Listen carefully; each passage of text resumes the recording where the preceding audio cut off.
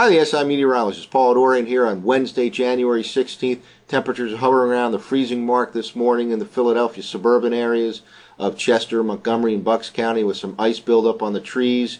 Rain and freezing rain continues this morning. There's some sleet mixed in with the rain around the New York City region this morning. Snow up in Boston.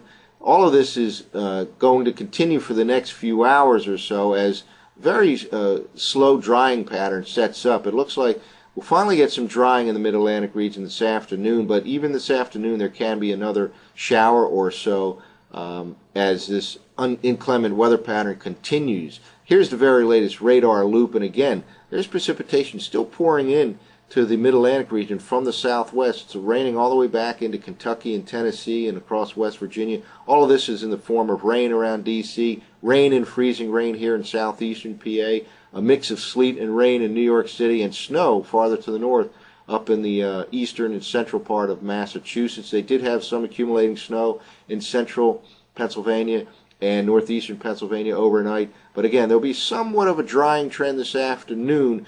But we'll take a look at the nationwide radar, and there is trouble brewing for tomorrow and tomorrow night in the mid-Atlantic region. We've been talking all week about the potential for a third storm.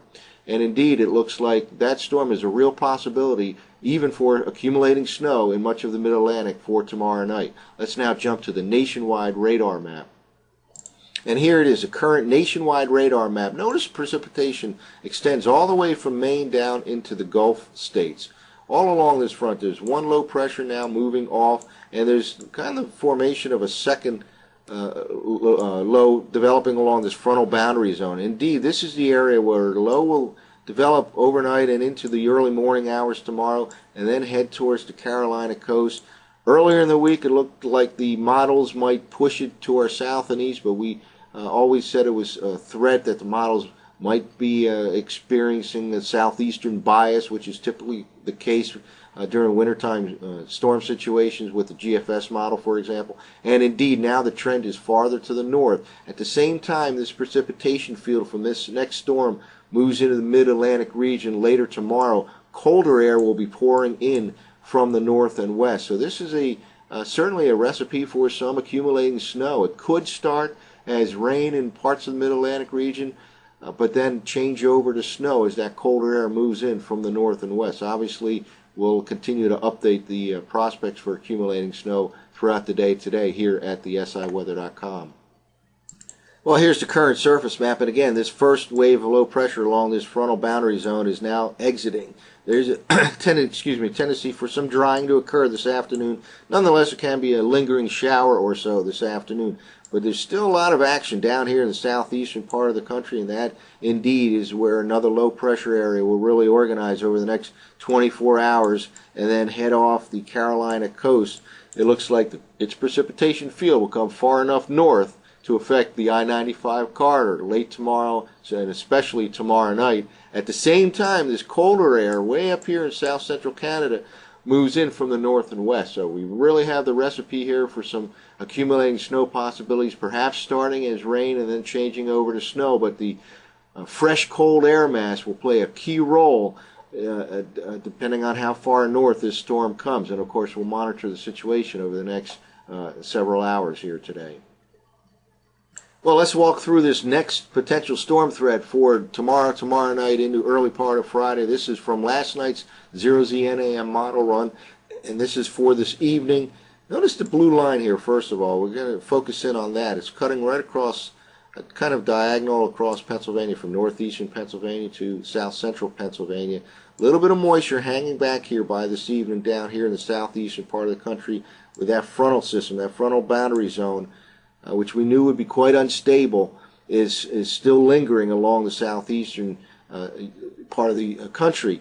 The upper air winds are flowing parallel to this front, so it's just not pushing it off the coast.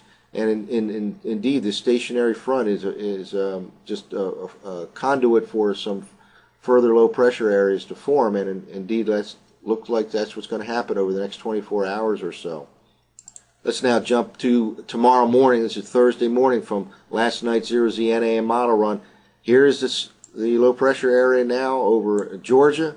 Notice this blue line here. It's dropped to the south and east as colder air moves in from the north and west. It's now in southeastern Pennsylvania with this storm system taking shape here in the southeastern part of the country. Let's jump ahead now to tomorrow evening. And here we go. Tomorrow evening, that storm heads towards the Carolina coast.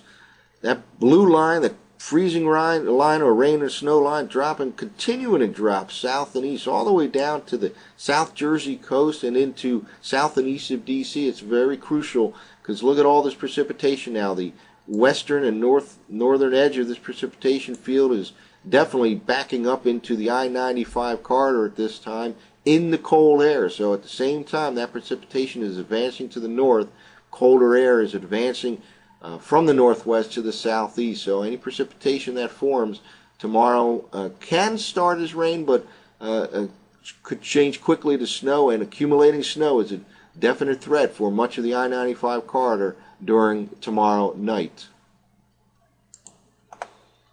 Well, finally, here's the forecast map for Friday morning. That storm kind of moves very quickly off the Carolina coast to the western part of the Atlantic. Dry and cold weather will be experienced around here on Friday, but we actually get a little bit milder over the weekend before much colder air moves in by the early part of next week. So we have another storm threat for later tomorrow night. We're on the northwestern edge of the precipitation field.